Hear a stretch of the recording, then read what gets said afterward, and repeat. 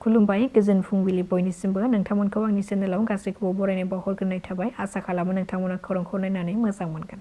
बिटिसिआव बिसायख'थिनि बारा दुंहाव बार बारगासिनो थानाय समावनो मोनसे हान्जाया गुबुन मोनसे राजखान्थि हान्जाखौ सोंखारिलायबाय थानायाबो दासान्दि सोलिगासिनो थानायखौ नुनो मोननाय जादों।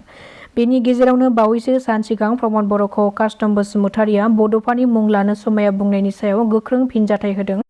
क'क्राझार जिल्ला इउपिपिएलनि बुंथिगिरि जनक उजिरा बिथाङा फोरमायथिदों दि कास्टम बसुमतारिया गावखौ दुलाराय बर' फरायसा आफादनिफ्राय एरख'जानायखौ लानानै खिथेर होखारनो थाखाय प्रमद बर' आरो एबसुखौ बायदिसिना आरजाथावै बाथ्रा बुंबाय थायो। प्रमद बर' बिथांखौ बड'फानि मुं लानो समाया होननानै बुंदों, नाथाय बिथाङा हाग्रामा महिलारिया बड'फानि मांखरसालियाव थांनानै खेबबेसे बिबार बावैखो बेनि सायाव सोंथि खालामग्रो होननानै सोंखारिदों। प्रमद बर' बिथाङा बड'फानि जोनोम सानखौ बिटिसिआ खुंथायाव फैनाय लोगो लोगो बड'फानि जोनोम सानखौ बिटिसिआव 31 मार्चखौ फरायसा सान हिसाबै फालिजेनदों आरो बे फालिजेननायनिफ्रायनो दिनै आसामाव 31 मार्चखौ बड'फा सान हिसाबै फालिनो गनायथि मोनबाय होननानै बुंथियो। बेनिखायनो कास्टम बसुमतारिया जेबो खौरांखौ मोजाङै मिथियाबालानो बेबादि आरजाथावै बाथ्रा बुंनायनि सायाव गोजानाव थानांगौ होननानै गोख्रों रावजों सोंखारिदों। मैया रायजो सोरखारा 2025 मायथाइनि मेट्रिक आनजादनि फिथाइखौ फोसावनानै होबाय।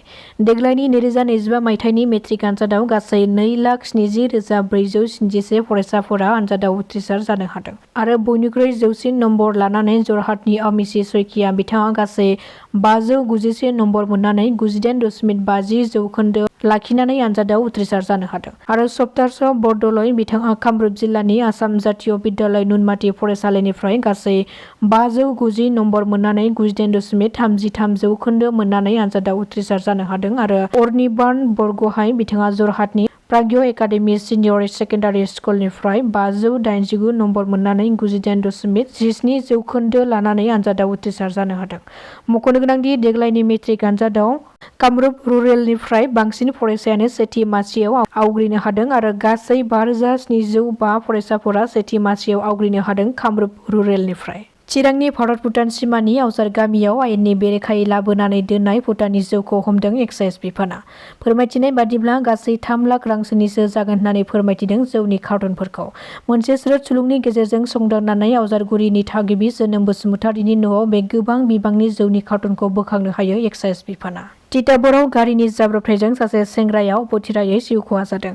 थांनाय सानाव तिताबराव थदर आलीनि आमुरी घाटआव जादों बे गिख्रंथाव जाथाया। बे जाब्रबथायाव सासे सुबुंनि जिउ खहा आरो गुबुन सासेया गोब्राबैनो जोखोम जादों। जाथायनि सोमोन्दै मिथिनो हानाय बादिब्ला तिताबर बिदिना खायाकनिफ्राय तिताबर दिगजों थांबाय थानाय गंसे AA05046006 नम्बरनि गंसे बाइकजों फैबाय थानाय समाव गोदानै बानायबाय थानाय कालभारनि जावनाय हाखराव हाबनानै बाइकआ बेलथायदों, जेराव बाइकआव गाखोनाय सानै सुबुं पुलक कलिता आरो अनुपम बराया जाब्रबथायजों मोगा-मोगि जानो गोनां जायो। अनुपम बराया जायगायावनो जिउ गोमायो आरो सासेया गोब्राबैनो जोखोम जायो। थिकादारनि गोहैलु आखुनि थाखायनो बे जाब्रबथाया जादों होननानै ओनसोलनि सुबुंफोरा अजद दैखांदों, मानोना कालभार बानायबाय थानाय जायगायाव खामानि मावबाय थानायनि जेबो फोरमान गैयामोन। जाथाय जानाय उनाव पुलिसआ थांनानै अनुपमनि गोथै-सहखौ बोखांहोयो होननानै खौरां मोननाय जादों। बर'नि बयनिबो आंगो फोरबो बैसागु फोरबोखौ बयबो आब्रुथियै फालिनांगौनि थाखाय दुलाराय बर' हारिमु आफादा खौरां मेलनि गेजेरजों खावलायहरदों। बिथांमोना फोरमायथिदों दि बर' हारिया गोदोनिफ्रायनो बैसागु फोरबोखौ गाजा-गोमजायै फालिबोदों। बैसागुआ जों बर' सुबुंफोरनि थाखाय मोनसे एंगारनो हायै फोरबो होननानै जों बयबो मिथिगौ। उन्दै गथ'फोरनिफ्राय लानानै बोराय-बुरैसिम बे बैसागुखौ फालियो। बेनिखायनो देग्लायनि बैसागु फोरबोखौ जाहाथे बयबो गाजा-गोमजायै फालिनायजों लोगोसेनो बर'नि गाननाय-जोमनायफोरखौ बैसागु फोरबोआव बयबो गाननांगौ आरो बर'नि आंगो दामग्रा दामजुफोरखौबो बाहायनानै रंजानो नांगौ। जेराव जोंहा बर'नि दामग्रा दामजुफोरखौ लानानै GI टेग मोननो हाबाय, बेखायनो दामग्रा आगजुफोरखौ बाहायनानै गुबुन केसेट मेथाइफोरजों मोसाया आरो दामग्रा बक्सफोरखौ बाहाया, बेखौ लानानै बयखौबो खावलायहरदों दुलाराय बर' हारिमु आफादनिफ्राय।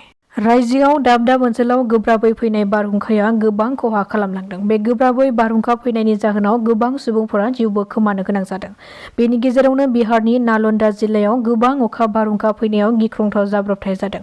सुलुंनिफ्राय मिथिनो हानाय बादिब्ला फोथाराव खामानि मावबाय थानाय समाव अखा हानायनि जाउनाव साखाथियाव थानाय गंसे मन्दिराव सुबुंफोरा जयै थाहैदोंमोन, नाथाय बे समावनो हरखाबै गोबारै बारनाय बारहुंखाया सिमब्रे फैनानै मन्दिरनि साखाथियाव थानाय गोबाव बोसोर जानाय फांसे गिदिर दंफाङा मन्दिरनि सायाव गोग्लैसिनो, जेराव बिफांजों गोग्लैसिन जानानै गासै सा 18 सुबुंफोरा अबथिरायै जिउ खहा जादों आरो गोबाङा जोखोम जादों।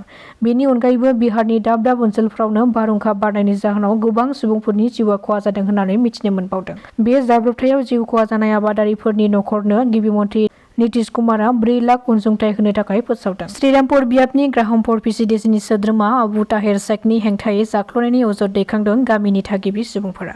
जेब्लानिफ्राय आबु ताहेर शेखआ आनन्दपुर गामिनि थागिबिनि पिसिडिसिनि सोद्रोमानि बिबानखौ रुजुनजेननायनिफ्रायनो बिनि सायाव जाख्ल'नायनि अजद दैखांदों। गामिनि सुबुंफोरा लामा बानायनाय आरो मस्जिद सोरगिदिं जौगानाय खामानि मावनायनि मुङाव थिनानै दोननाय 10 लाख रांनिबो बांसिन रांखौ जाख्ल'नायनि अजद दैखांदों आबु ताहेर शेखनि हेंथायै। बेनि सायाव दायो गोख्रों नायबिजिरनो थाखाय सोरखारखौ खावलायहरदों ओनसोलनि थागिबि सुबुंफोरा। दासिमनि रादाबा एसेनोसै। गोजोन्थों।